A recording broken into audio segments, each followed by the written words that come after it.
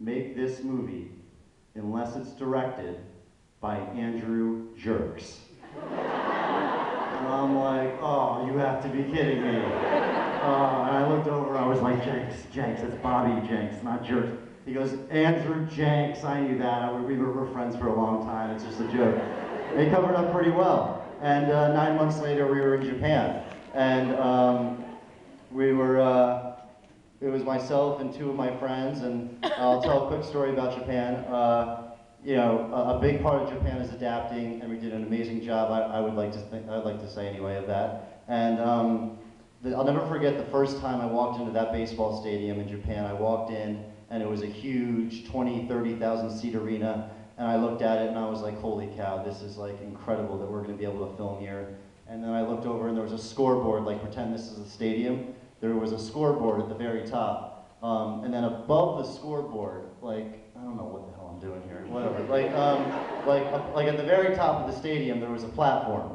And I remember Jonah, who's my buddy who filmed The Room 335, the first movie we made in the nursing home, now was with me in Japan. I was like, Jonah, we gotta get a shot from that platform. We'll get the stadium in the foreground, we'll get Tokyo in the background. And Jonah was like, you know, he's a man of few words, but he was like, that's sick, that's sick. So we asked Bobby if we could do it, and he said absolutely not. And so every month or so we would ask him. We were there for 9 months, so we had time. And then eventually, before we knew it, it was Game 5 of the division series in the playoffs.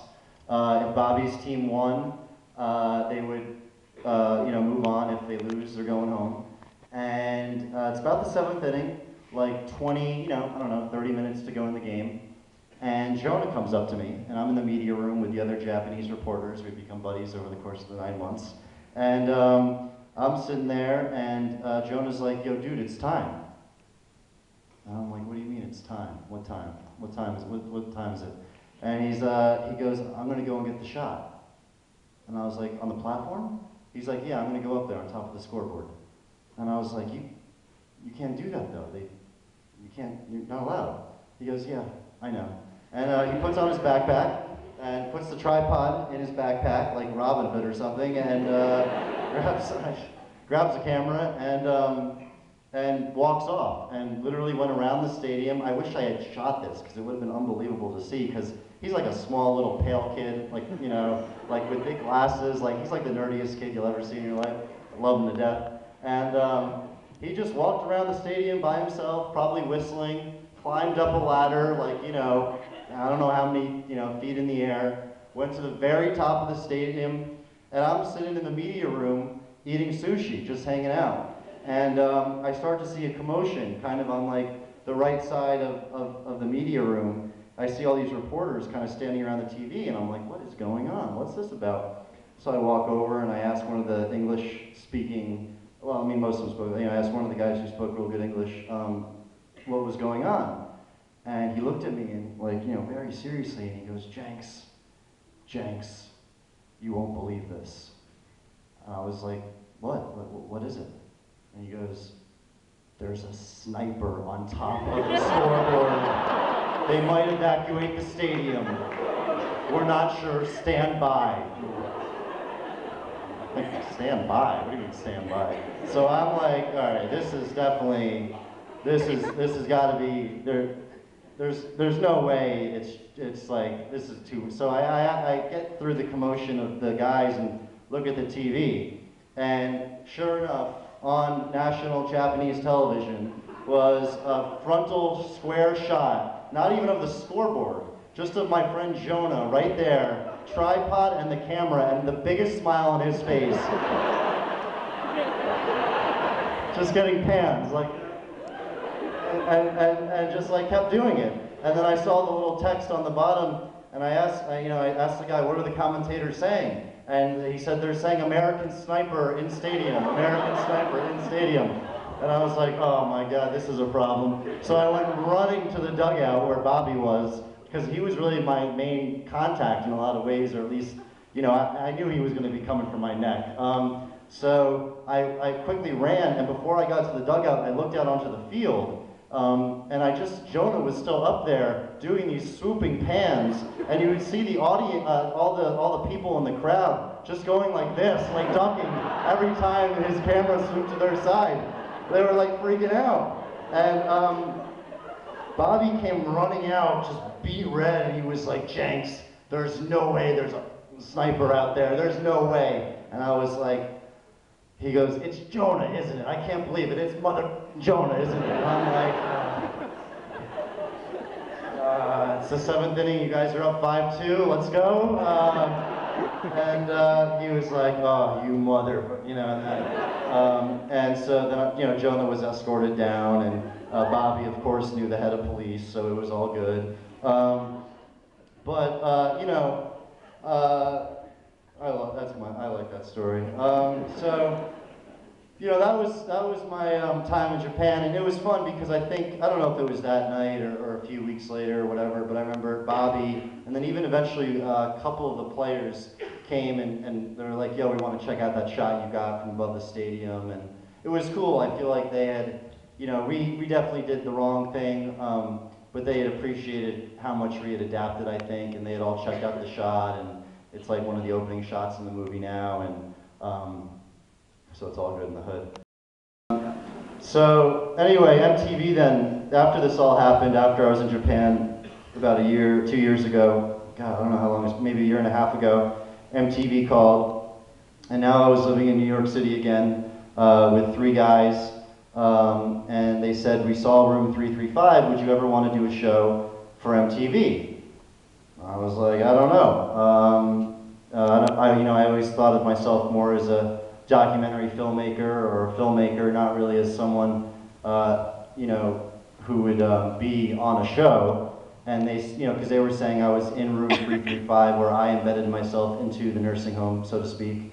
And you know, the idea that we kind of formed together was myself moving into different people's shoes, so to speak, and get an understanding of what their lives are like. But unlike it being senior citizens, for this in the MTV, you know, genres, it would be younger people and people who kind of represent different voices from, you know, what it seems like our generation. I just turned 25 over the weekend, so I'd like to think we're in a similar age bracket.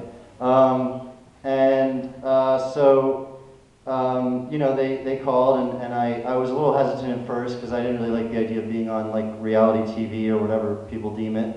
And eventually they said, "Well, listen, Jenks, we'll give you a chunk of money, and you take that money and come back with 5 minutes of footage, and if we're into it, and if you enjoy the process of working with us, let's see what happens, and if not, we'll go our separate ways." And that's, I mean, you know, what more can you really ask for than that? And so MTV gave me this chunk of money. Half of it went to rent and people I owed money to. And the other half went into getting some cameras and trying to find a rapper to live with, because that's what I wanted to do. I wanted to move in with a rapper and see what that lifestyle was like. And so a lot of rappers, I talked to a lot of rappers, and I eventually found this guy that had just had a hit song named Mano.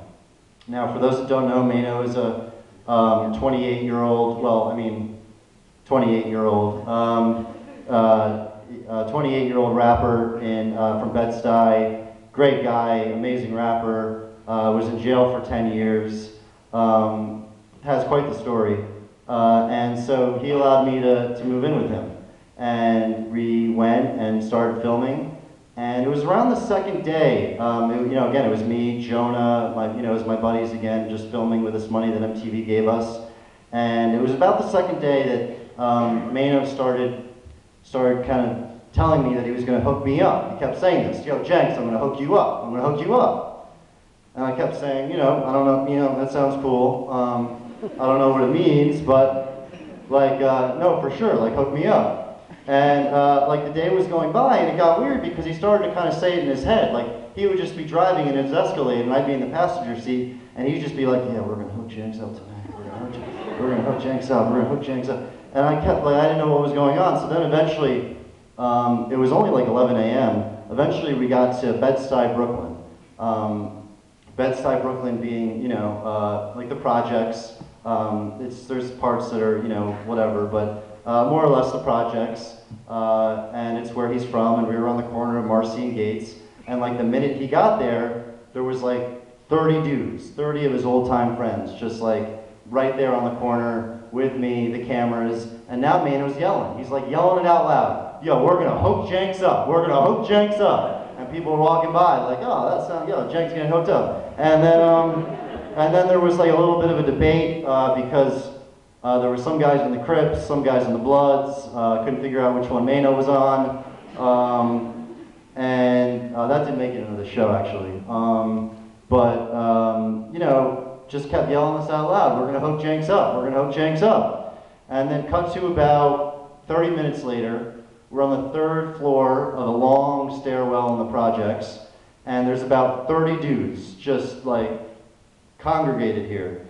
And Mano's looking at me like, yeah, we're gonna hook you up. We're gonna hook you up. And I'm like, all right guys, seriously, what's going on here?